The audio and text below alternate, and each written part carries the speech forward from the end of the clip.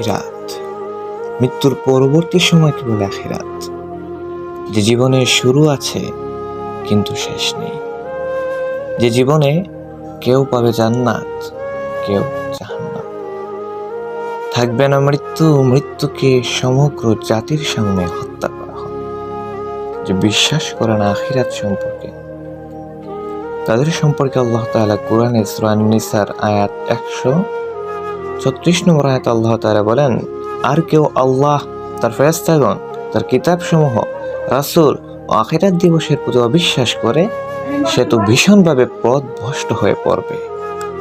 অন্যদিকে আর তারা আখিরাতে বিশ্বাস করে যারা, তাদের সম্পর্কে সূরা বাকারার আয়াত 4 নম্বর আয়াতে আল্লাহ তাআলা বলেন, আর তারা মুত্তাকিগণ আখিরাত দিয়ে দৃঢ় বিশ্বাস রাখে।